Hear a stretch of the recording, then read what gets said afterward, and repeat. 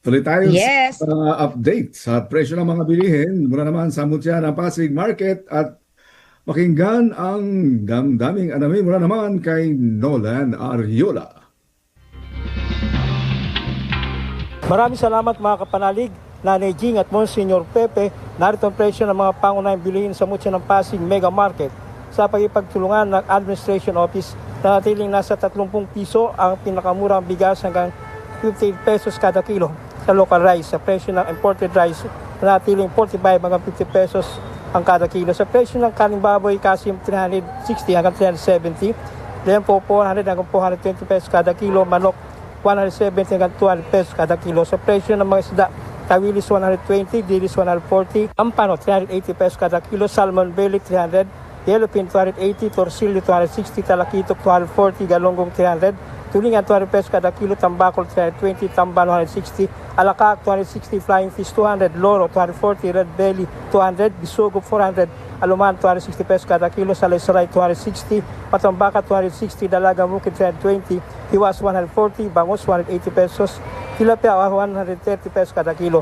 Bumaba ng 10 hanggang 40 piso ang presyo ng karamihan sa mga gulay. Sibuyas na pula 140 hanggang 180, sibuyas na puti 150 hanggang 160.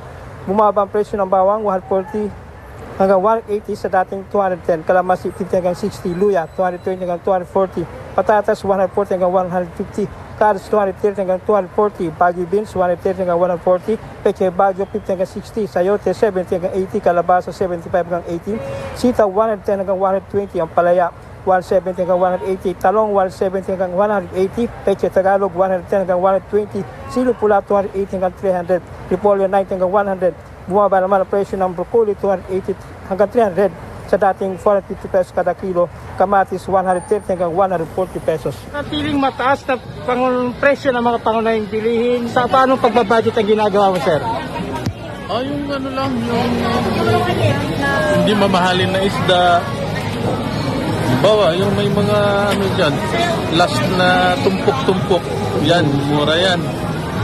Doon tayo. Yung ano, may mga pili-pili dyan na bangos, medyo makatipid. Okay. Lang, kasi mahirap yung panahon ngayon eh. Oo nga. Ano pa ang panawagan mo sa pamahalaan, sir? Mahirap manawagan sa mga bingi. Kasi walang action talaga mangyayari. Meron akong idea, pero parang useless lang din eh. Dapat unahin nila yung nasa mababa, hindi yung unahin yung mga nasa mataas, mayaman. Hindi kasi nila feel yung mahirap ng mga tao eh. Hindi nila naranasan, kaya hindi nararamdaman. Pero kung umaksyon sila, mas maganda, maging mahirap na sila para malaman nila yung naramdaman natin. Yan ang tinig ni Renato. Immaculate Conception Cathedral ang pinakamalapit na simbahan sa Mutya ng Pasig Mega Market. Ang ilagyang paalala ng simbahang Katolika, marangal na trabaho at hanapuhay ay panatilihin upang pagpapala at biyaya ay laging makamtan. Para sa Veritas 846, ang radyo ng simbahan, ako inyong kapanalig, Nolan Ariola, sumainyo ang katotohanan.